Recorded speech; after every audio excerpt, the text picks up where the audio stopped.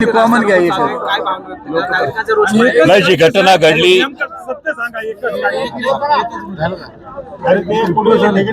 गेली 7 तासापासून नागरिकांचं रास्ता रोको आंदोलन सुरू आहे. नागरिकांच्या भावना तीव्र पाहायला मिळत आहे. अक्षरशः मंत्र्यांचा फोन आल्यानंतर सुद्धा नागरिक आंदोलनावरती ठाम आहे. नाही, नागरिकांची भावना ही अत्यंत रास्त आहे. नागरिकांच्या संयमाचा आता कडेलोट झालाय.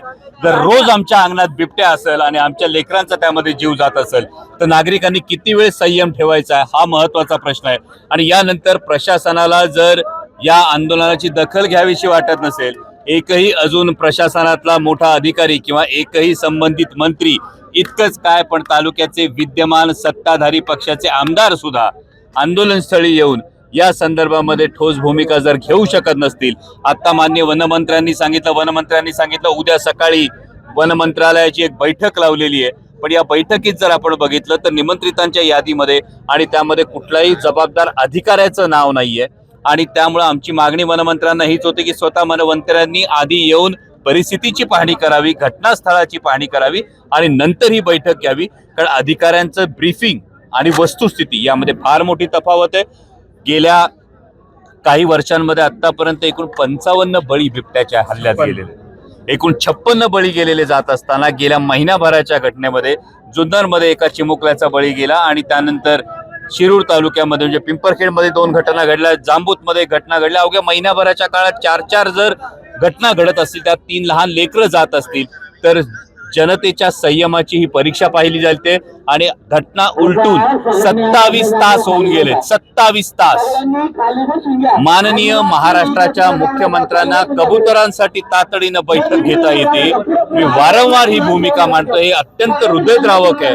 पण माननीय महाराष्ट्राचे मुख्यमंत्री बिबट प्रश्नासंदर्भामध्ये ठोस कृती आराखडा अजूनही करत नाही. आता शरददादा सोनवणेंनी माननीय उपमुख्यमंत्री एकनाथजी शिंदे यांच्याशी संपर्क करून दिला. एकनाथजी शिंदेंनी पुन्हा आश्वासन दिलंय की उद्याच्या कॅबिनेटमध्ये ते हा विषय घेतील आणि या संदर्भात गोष्ट होईल.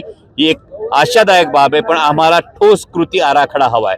शार्प शूटरचं पथक आलंय प्रशासनानं. मी सकाळीही आपल्याशी बोलत असताना प्रशासनाचं यासाठी आभार मानलं होतं की पहिल्यांदा शूट करण्याची परवानगी ही आलेली आहे, परंतु आतापर्यंत काहीच रिझल्ट दिसत नाहीये. आणि त्यामुळं आता जो दुर्दैवी ज्या बालकाचा मृत्यू झालाय त्याच्या नातेवाईकांचंही म्हणणं हेच आहे की जोपर्यंत या विषयाला न्याय मिळत नाही तोपर्यंत त्याच्यावर अंत्यसंस्कार सुद्धा होणार नाहीयेत. इतक्या भावना या तीव्र आहेत. आणि त्यामुळे जिल्ह्याचे पालकमंत्री असतील, महाराष्ट्राचे मुख्यमंत्री असतील, जिल्ह्याचं प्रशासन असेल, त्यांनी तातडीनं या गोष्टीची दखल घ्यावी. तुमच्या AC ऑफिसमध्ये बसून आमच्या लेकरांची रोजची जी भीती आहे, रोजचं जे भीतीचं सावट आहे, हे फक्त ऑफिसमध्ये बसून कळणार नाहीये. आणि त्यामुळं जर प्रशासन आता आणखी आमच्या संयमाचा अंत पाहणार असेल तर मग यापुढे आंदोलन आणखी तीव्र करावं लागेल. मात्र अजितदादांच्या ठिकाणी संपर्क होऊ शकला नाही. अनेकांनी प्रयत्न केला संपर्क करण्याचा. दुर्दैवानं अजूनही त्यांचा संपर्क झालेला आहे. मागची जी बिबट संदर्भात बैठक झाली, म्हणजे जांबूची घटना घडली त्यानंतर जी एक बैठक झाली, या बैठकीनंतर अजितदादांनी ज्या सूचना दिल्या त्याची अंमलबजावणी झाली की नाही, आणि जर त्या बैठकीची अंमलबजावणी झाली असेल तर त्याचा रिझल्ट का दिसत नाही, हा साधा सरळ प्रश्न आहे. आणि पालकमंत्री म्हणून अजितदादांनी यामध्ये बारकाईने लक्ष घालणं गरजेचं आहे. वनमंत्री तुम्हाला आता म्हटले की तुमचेच जुन्नरचे बिबटे माझ्या ठाणे जिल्ह्यात आले. उद्या आहे ना, उद्या साहेब त्यांनी इकडे येण्याची नाही, बिबटचा हा जो प्रॉब्लेम आहे यामध्ये 4 महत्वाच्या गोष्टी करणं गरजेचं आहे. पण ही ती वेळ नाहीये की या 4 नेमक्या काय गोष्टी केल्या पाहिजेत. यामध्ये बिबट जे नरभक्षक आहेत त्याला शूट ॲट साईटची गोष्ट आली पाहिजे. कारण बिबट जरी शेड्यूल 1चा असला तरी सुद्धा त्याच्या नैसर्गिक अधिवासात जाऊन त्याला कोणी मारत नाही, तो मानवी वस्तीत आलेला आहे. दुसरा, बिबट्याची नसबंदी झाली पाहिजे. तिसरी, बिबटे आयसोलेट होऊन रिलोकेट झाले पाहिजेत. वनतारामध्ये असतील किंवा पश्चिम आफ्रिकेमध्ये आता बिबटे एंडेंजर स्पीसीज म्हणून तिकडे पाठवा. जर आफ्रिकेतले चित्ते माननीय मोदीजी आणतात ना, तर आमच्या अंगणातले बिबटे माननीय मोदीजी आपल्याला हात जोडून विनंती आहे ते आफ्रिकेत पाठवून द्या ना.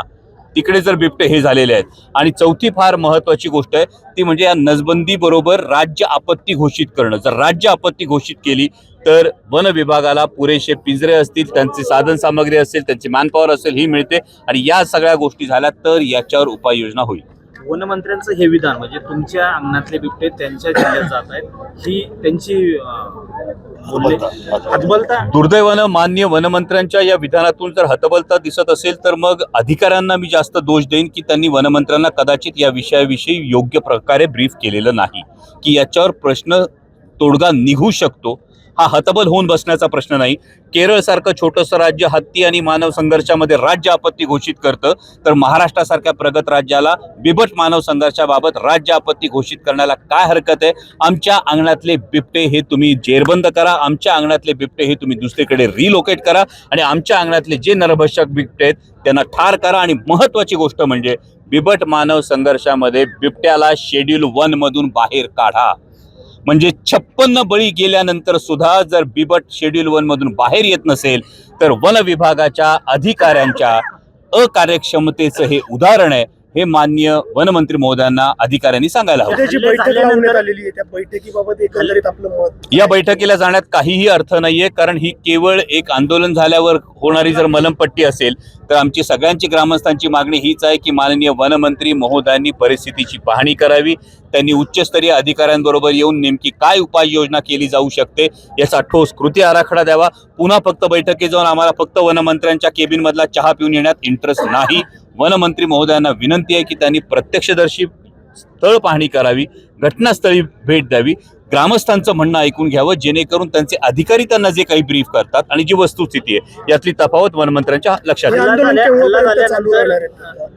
हे आंदोलन जोपर्यंत ग्रामस्थांच्या मनातला रोष शांत होत नाही आणि जे सगळे दुर्दैवी जीव गेलेले आहेत त्यांना न्याय मिळत नाही तोपर्यंत आंदोलन सुरू राहील. हल्ला झाल्यानंतर ग्रामस्थांनी काही भावना मांडल्या की कर्मचारी वन कर्मचारी त्यांना वेटीस धरतात, कागदपत्र नाही, ठसे नाहीत.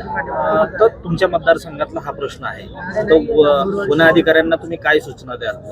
हे वन अधिकाऱ्यांनी स्पष्ट ताकीद आहे, ही सूचना नाही, ही ताकीद आहे की बिबट्याने हल्ला केला याचे पुरावे जर तुम्ही घेत बसलात, म्हणजे बिबट्याचे ठसे नाही, एखाद्याला बिबट्याने आजची जी घटना घडली, बिबट्याने उडी मारल्यानंतर त्या व्यक्तीचा तोल गेला, त्या व्यक्तीचा तोल गेल्यानंतर त्याचा खुबामध्ये फ्रॅक्चर झालं, म्हणजे फ्रॅक्चर नाही फीमर त्याचं झालं. पण आता वन अधिकारी म्हणत असतील हा बिबट्याने हल्ला केल्याने त्याची नखं लागलेली दिसत नाही. तर मग हे हास्यास्पद होतंय. जेणेकरून वन विभाग आणि सर्वसामान्य नागरिक याच्यामध्ये सुसंवाद असला पाहिजे.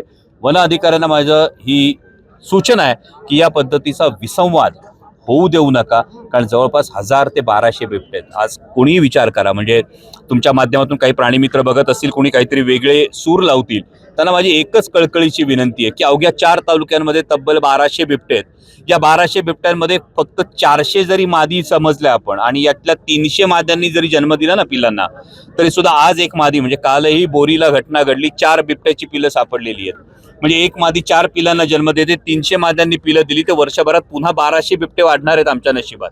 म्हणजे आधीच असलेले 1200 ते 1500 बिबटे, त्याच्यावर वर्षभरात जर 1200-1500 या संख्येने बिबटे वाढत असतील तर आज आमच्या भागात कोणीही प्राणीमित्र असतील तरी येऊन बघा, कुत्र्यांची संख्या कमी झालेली आहे, कुत्र्यासारखे बिबटे दिसत आहेत. आणि आता बिबट माणसाच्या मुलांच्या जीवावर उठलेला आहे आणि त्यामुळे या बाबतीत गांभीर्यानं पावलं उचलणं गरजेचं आहे. सुरुवातीच्या काळात जे काही 2000 साली जे काही कौतुक होत होतं आमच्याकडे बिबट आहे म्हणून जो काही अंगाखांद्यावर घेतला तो आता जीवावर उठला, ही वस्तुस्थिती आहे आणि याच्यावर आता ठोस पावलं पाहिजे. उपमुख्यमंत्र्यांशी ध्वनीवरनं संवाद झाला, वनमंत्र्यांशी झाला. आता पुढच्या आंदोलनाची दिशा काय असेल? नागरिक आंदोलनावरती ठाम आहे. नाही तर मग आता आम्हाला वर्षा बंगल्यावर आंदोलन करावं लागेल. वर्षा बंगल्यावर याचा मोर्चा नेला जाईल.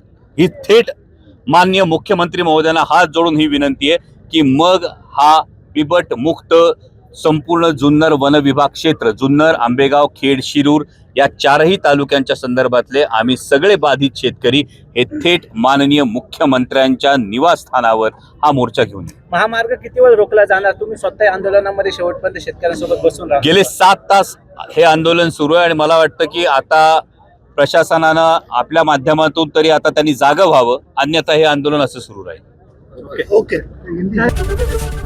एबीपी माझा, उघडा डोळे बघा नीट.